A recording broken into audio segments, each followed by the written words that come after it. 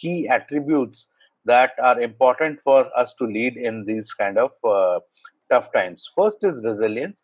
Resilience is defined as capacity to quickly recover from difficulties. Okay, the kind of toughness that we demonstrate as leaders when we are faced with adversaries. The second part is humility. Resilience and humility are key characteristics. They may sound paradoxical, okay, but it is the quality of having a moderate or a modest view of one's importance, because this is an important part of it. So resilience and agility work only with humility. It does not work without humility. And if during tough times, if you become too much of a of a ghost rider, or let's say a superhero, okay, without that humility, it'll not go take you too far. Okay, people will become weary. And agility is defined as ability to move quickly or nimbly with speed and ease. And the key words are speed and ease. Keywords are not, ability or is basically agility. Keyword is, can I move fast? Okay. And then, of course, goal orientation. Goal orientation is the degree to which a person or organization can focus on task and the outcomes which we are looking at. Okay, and that's what we are talking about. Do you combine these four characteristics? You can apply this to team, you can apply this to individual, you can apply this to an organization, and therefore the cultural aspect. This gives you a very simple self inventory, which is there in terms of helping us deal with this kind of a situation.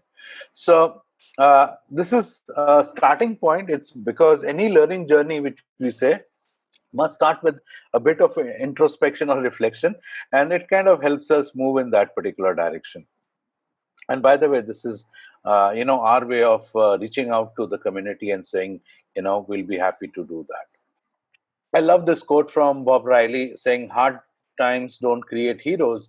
It is during the hard times when the hero within us is revealed. Okay. Which means we all have capacity to be resilient, humble, okay, goal oriented, and agile. The four qualities that are necessary, or the characteristics which actually define how we perform in this kind of a environment.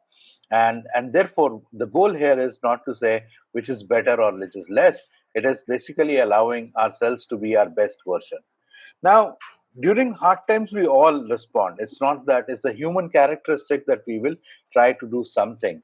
Okay. Now, the question is, what we are doing, is it yielding or moving us towards the goals that we are trying to achieve?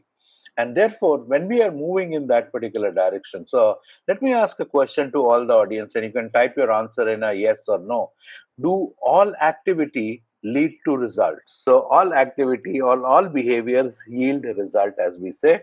Okay, yes, but the results we can get sometimes is not the one which we want. So the question is, how do we therefore align activity and result is a key part of, how do we deal with tough times as we go forward. Therefore, it begs the question, what is the mindset needed, okay, in leaders, in individuals during these tough times and leading through tough times? The mindset that is needed is basically is not focusing on doing the job or focusing too much on getting the result. Because if you focus too much on getting the result, you may not focus on the right actions or behaviors. And if you focus too much on the only the action, where you will hear things like, I've sent the email, okay, nothing has come back. I've tried to reach out to the customers, nobody is responding in the lockdown. So it is not the either of the mindset which is there. So the best mindset is that doing the job is getting the result. Okay, and that's a mindset that has to be revisited if it is not there, or it has to be created and has to be curated by the leaders during the tough time.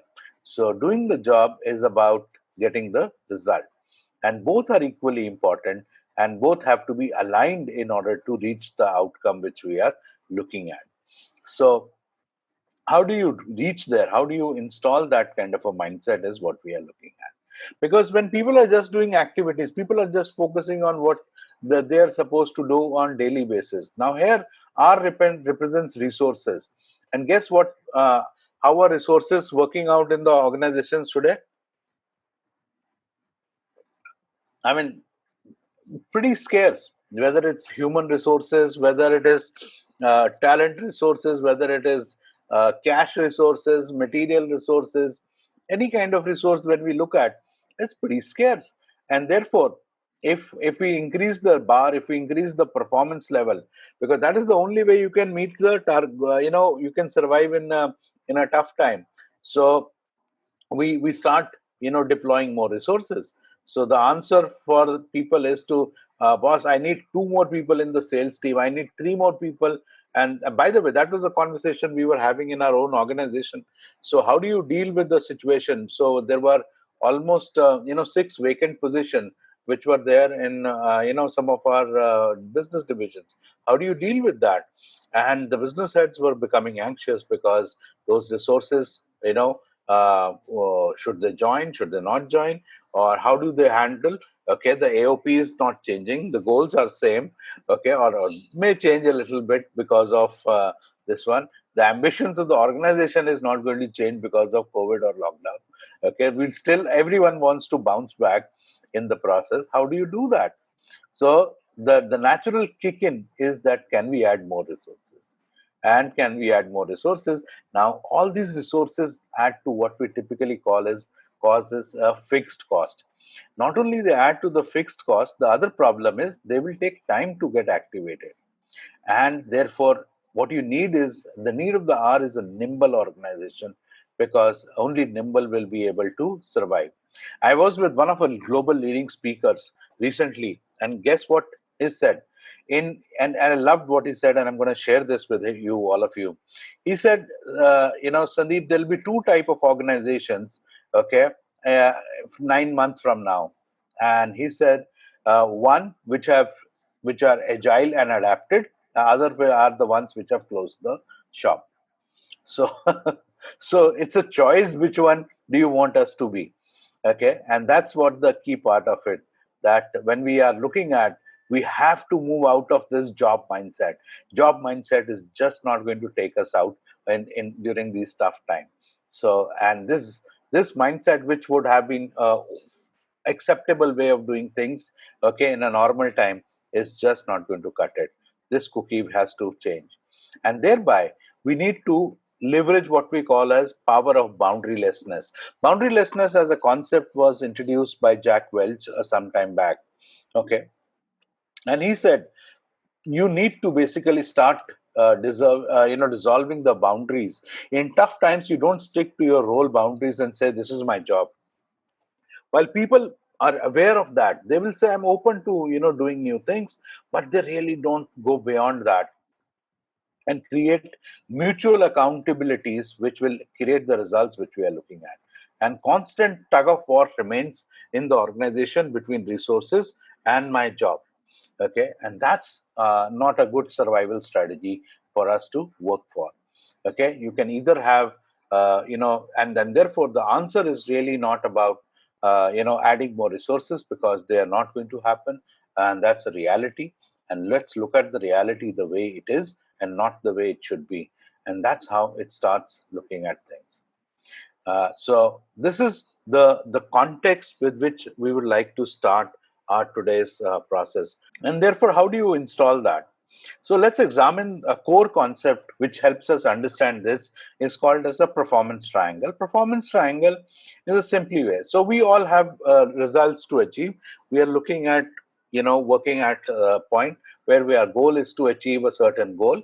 So the question is, what produces results?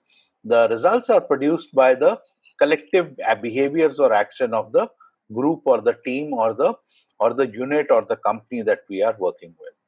So these collective behaviors produce collective results. So in other words, we can safely assume, okay, that the results that we are experiencing today are a collective output of our current behaviors as a team, as an organization.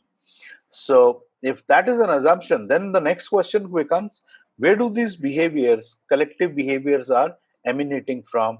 Who's pushing these behaviors? These behaviors are based on what we call as collective mindsets. What is a collective mindset? It is a group norm, Okay, in psychology, we call them group norms that basically guide our actions on everyday basis. Now, these norms are universal. These norms are basically sitting in every meeting, even if you are not. These norms are guiding participation in problem solving process, even if you are not. Okay, these are the norms which tell people how much and when to speak and how much not to speak, and so on and so forth. So these are what we typically called as collective mindsets, because collective mindsets is a set of norms which tell people what will work in this system and what will not work in this system. And therefore you hear comments in real life कि बस ये यहाँ नहीं चलेगा. Okay, okay, this will not work in our team. When somebody says this will not work in our team, okay, that behavior, that expression is coming from what we typically called as a mindset. And that mindset is the one which is basically controlling what we typically call as an operating logic. What is an operating logic? It is the algorithm which is basically giving shape to the behavior, and behavior is leading to the results that we are experiencing. Okay, so if your current result is that uh, basically our ability to deal with ambiguity is not very high, let's say example, if that is the challenge we are facing, then that is basically that we have probably not nurtured that behavior. Current mindset was that we don't have to worry or deal with that kind of a situation too much. Now the question comes, where does a mindset come from? Okay, I understand result is an output of behavior, I understand behavior is an output of mindset, but where does mindset come from? So experiences create what we typically called as mindset. My past experiences creates my current mindset, which creates my current behavior, which creates my current result. Okay, in other words, if you want to analyze, okay, the performance triangle, it basically helps me make sense of the current results that I am experiencing, which is a product of the past experiences that we have had. And we'll come to that a little more in the process as we go forward. Now, let's look at how organizations behave during tough times. During tough times, we all go back to the drawing board to revisit the strategy. We all say, okay, we need to change our go-to-market system, we need to change our product mix, we need to basically reinvent our marketing strategy, our brand strategy, and we basically go back and try to come out with typically what I call as a better mousetrap. What is a better mousetrap? Better mousetrap is nothing else but focusing on viable behaviors during the tough times. And therefore we basically start looking at answering a one fundamental question, is what should people do next in order to get the new results, because now the results have changed, or at least the environment in which we have to get the results have changed. Okay, when the environment in which we get the results has changed, I need to revisit the actions or the behaviors that lead to that result. So we start coming out with a better mousetrap and a better strategy, and so on and so forth. What tends to happen is we do not go back to the underlying operating mindset or the experiences which are feeding the old behaviors which are still in place, and that becomes a leadership challenge. So, in other words, during the tough times, even though with all good intentions, with everything in place, we still tend to operate at two level deep. Okay, we rarely try and focus on what is the mindset that is needed for us to sustain the new behavior, which will probably create the new result, and so on and so forth. And it is the mindset that drives therefore the performance or the result. That's why we call this as a performance triangle, because I'm not acknowledging, not focusing on the new mindset that is needed. Now the question is, how is we going to get the new mindset? To get the new mindset, leaders have to know and curate new experiences, and that's very important for us to understand. And it's a job of leadership to create those experiences which lead to new mindset, which will sustain the behavior, which will lead us to the results. Okay, and that's what we are talking about today. How do you therefore focus at a deeper level and try to bring in a fundamental change in the way we act collectively as a team, as an organization, to go forward? And that's the core concept of performance triangle as we go forward. And therefore, as leaders, learn to work at working in the heads, why people get stuck. And that's what we're going to be talking about as we look at. People get stuck because of the mindsets, the collective mindsets. And therefore, we are trying to give shape to something called as the your our understanding of the pyramid once again. Now, what is a culture?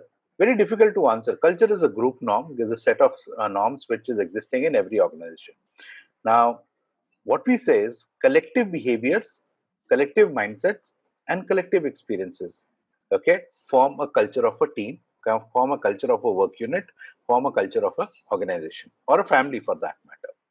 Okay, so in other words, if these three are the things which form a culture, then it is fair to say that culture produces results.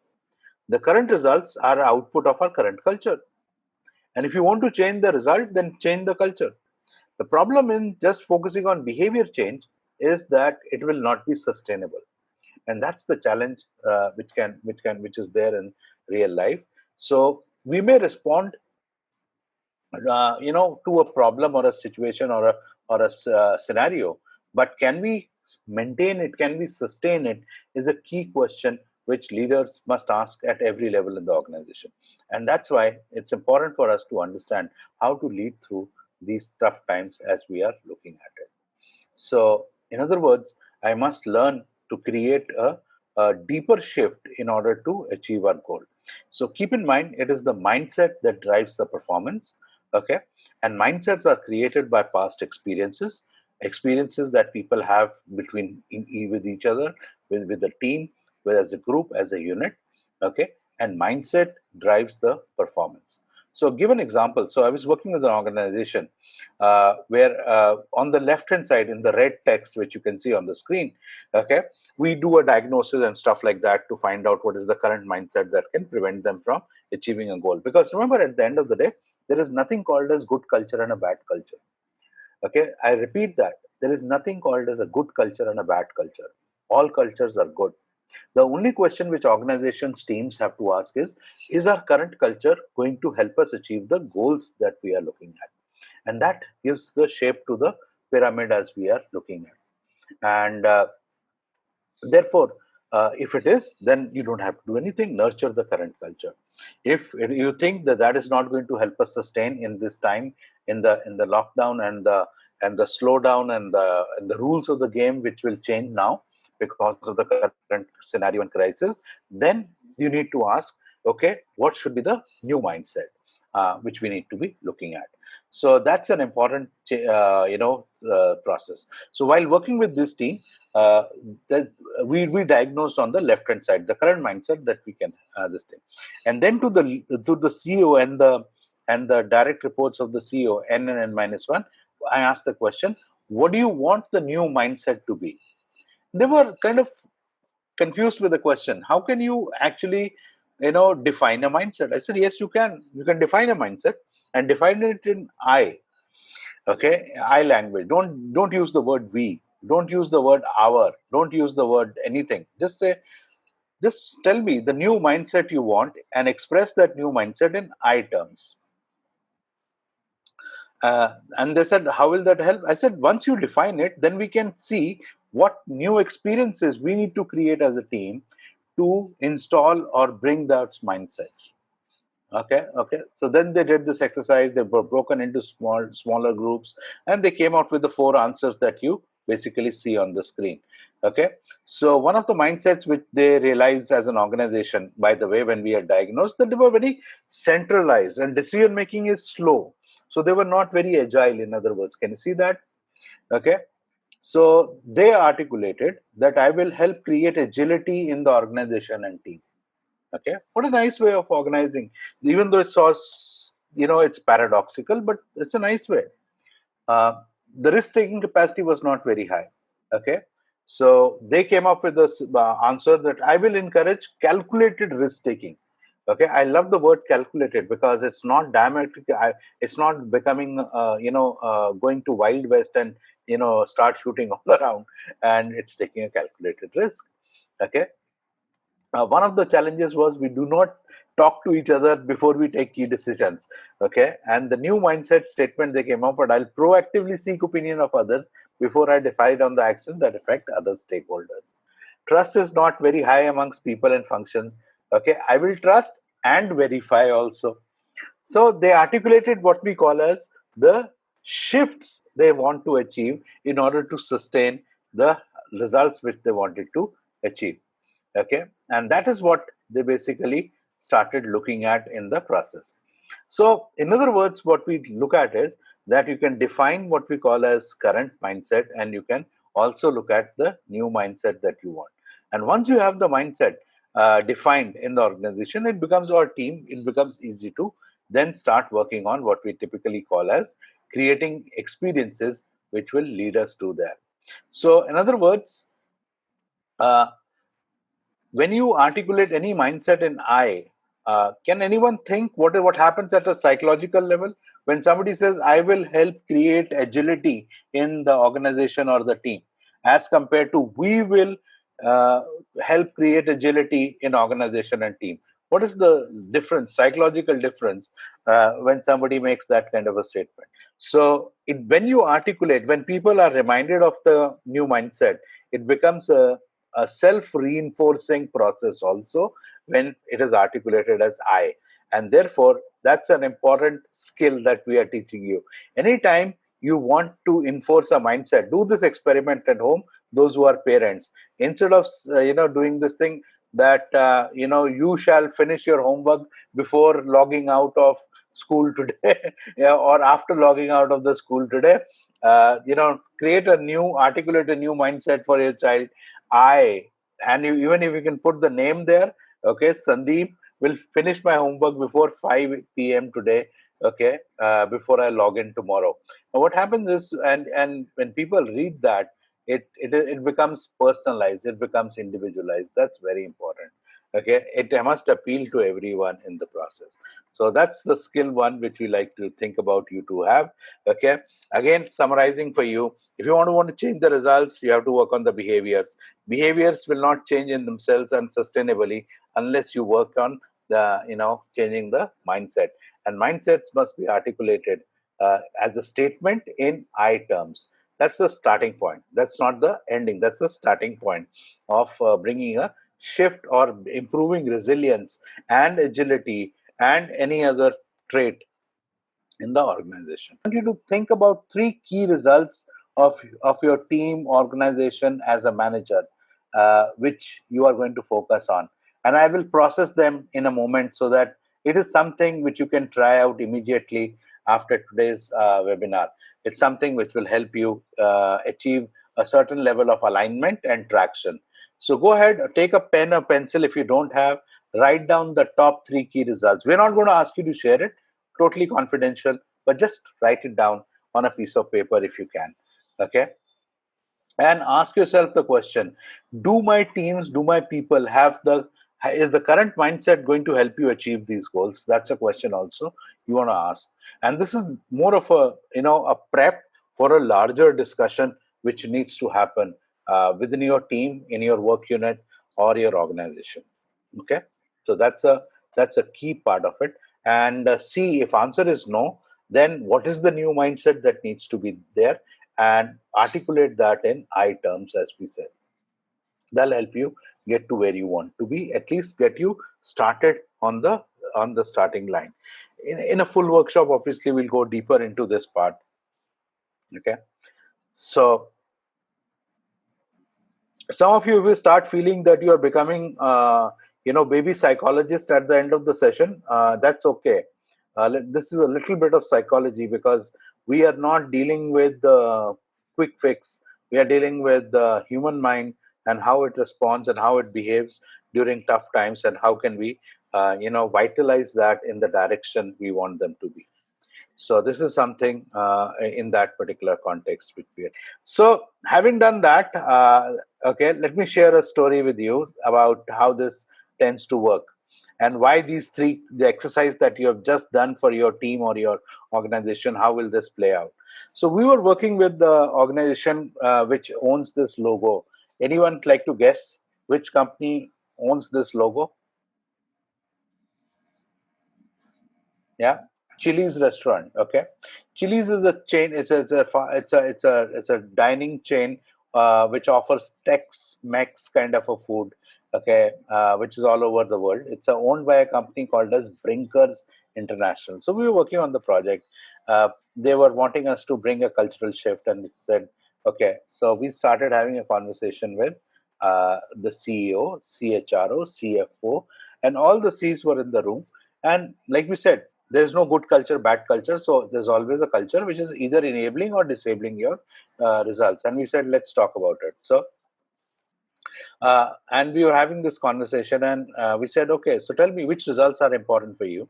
And they said the results that are important for us is the profit margin. We want to focus on profit margin this year. Good stuff. So, what's your profit margin goal? And now, in that C-level meeting, one person says 3%, another says 5, another says 7. Now, I look at the CEO, she's a leader of the pack, and says, ma'am, maybe I'm missing something, but curious to know how can you have three different goals around the same metric? Uh, so, she says, Sandeep, if you ask me, the real goal is between 3 and 7%. Now, what does that mean? Real goal is between 3 and 7%. So I'm knocking my head. And keep in mind, it's a client situation, so you can't say much or do much. So I said, care to explain, ma'am? She says, it's like this: 3% is bare minimum. If you don't hit 3%, heads will roll, will not be able to sustain the operations. Okay. 5 is what we have committed to our head office, and 7 is our stretch goal. So if you ask me, our goal is between 3 and 7%.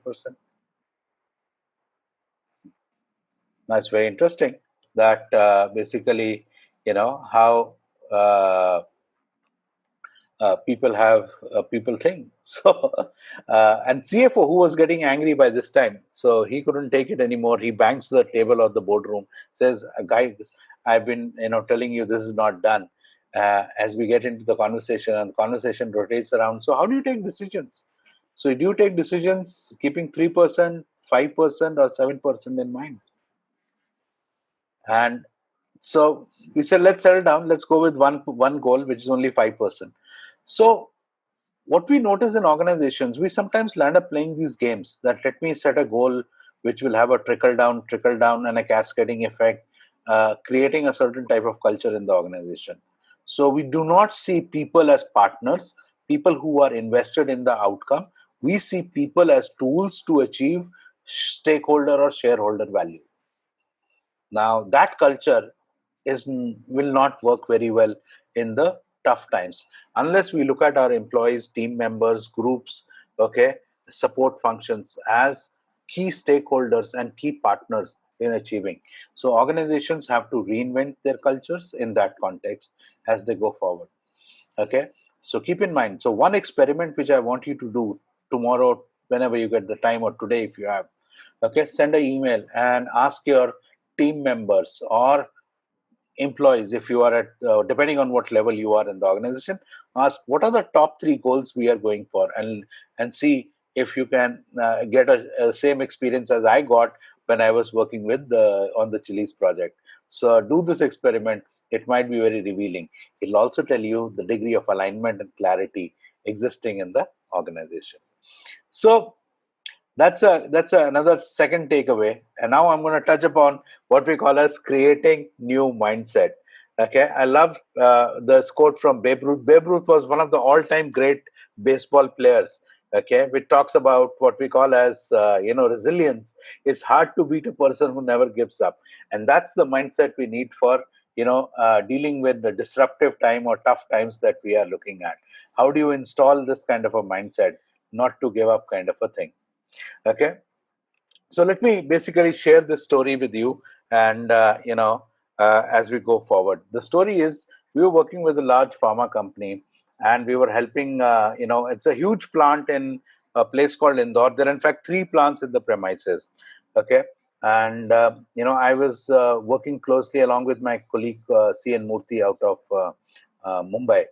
We were both working on this project where our goal was to bring in a certain shift, and in the process that you do also coach the plant's senior management, and we were doing it.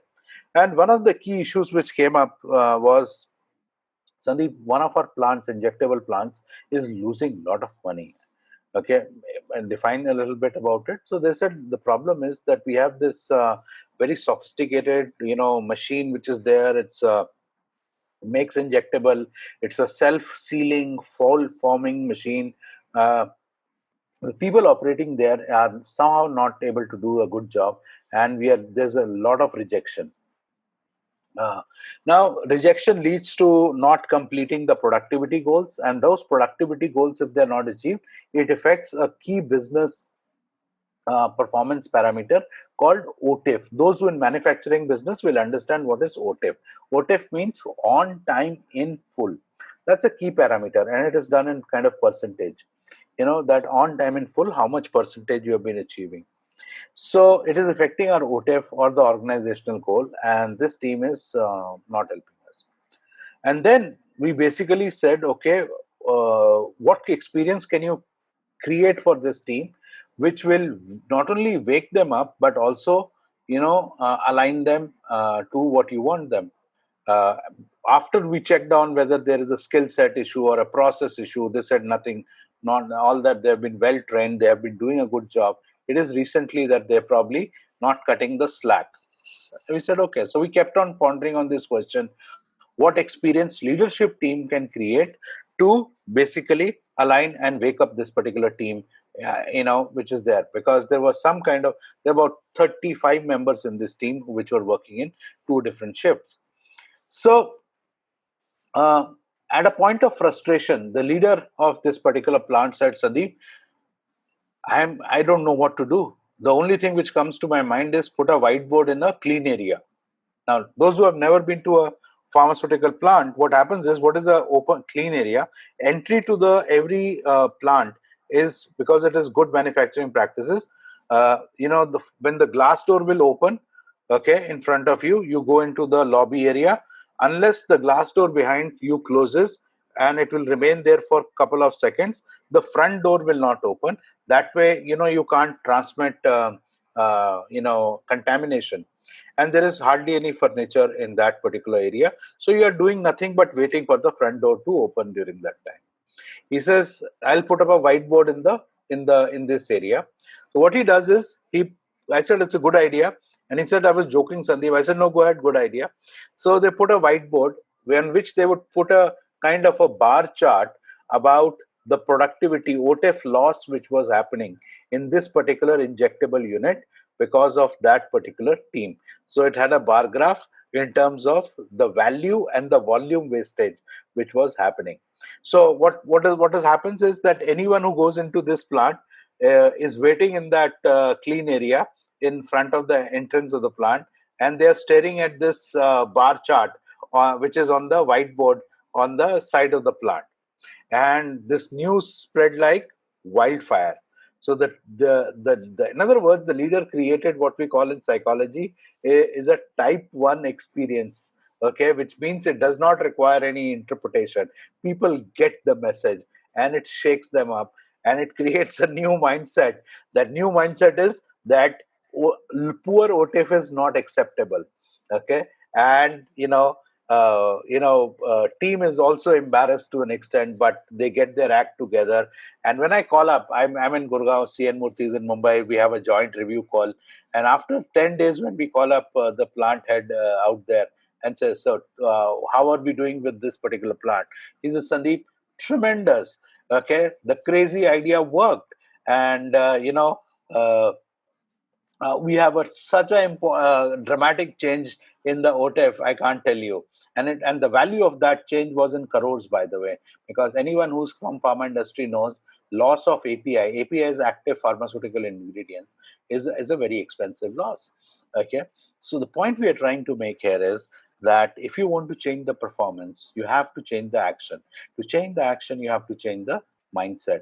And to change the mindset, you must think through what will create an experience which will create the mindset you want as a leader.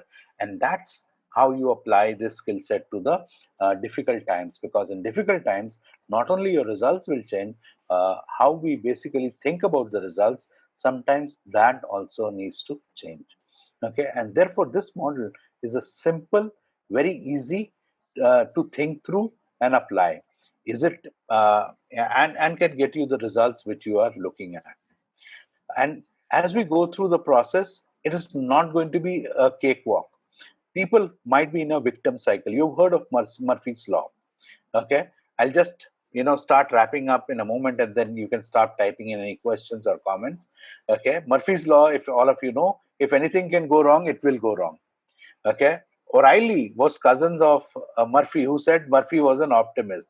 In other words, he said when things go wrong, they really, really, really go wrong.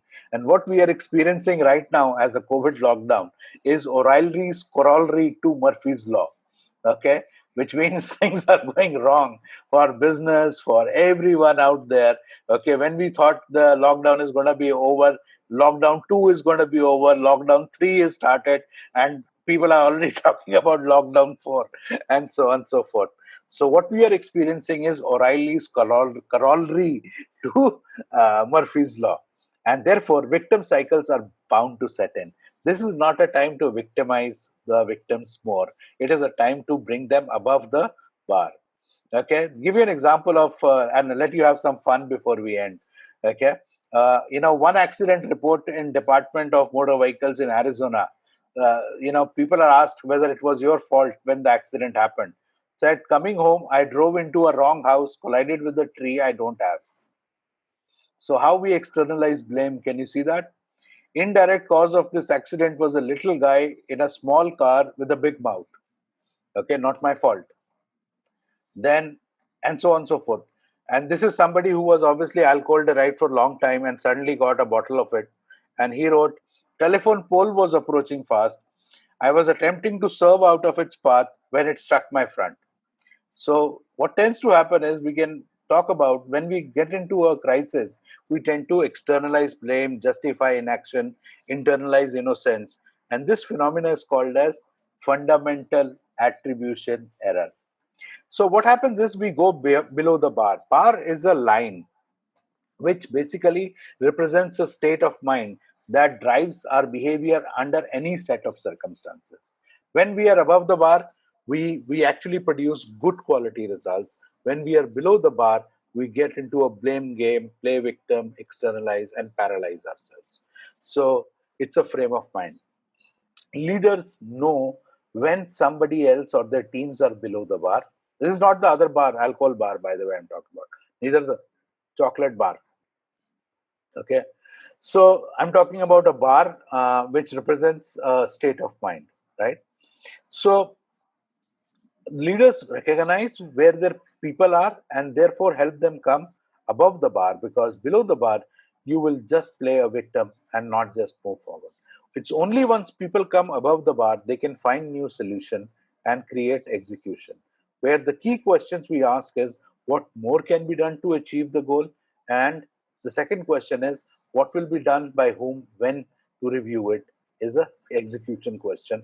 And there is a method to madness or process that has to be demonstrated by the leaders in that sense. I think there are 4 types of people when things go wrong. Okay, people who basically start the change or make it happen. Then people who watch, things happening. Then people who wonder what happened. And in the last category are the people who never knew anything happened. Okay, so which where do we want to see ourselves? It is a choice. It's a leadership choice. It's an individual choice as we go forward in the process. So again, thank you. Thanks for joining us.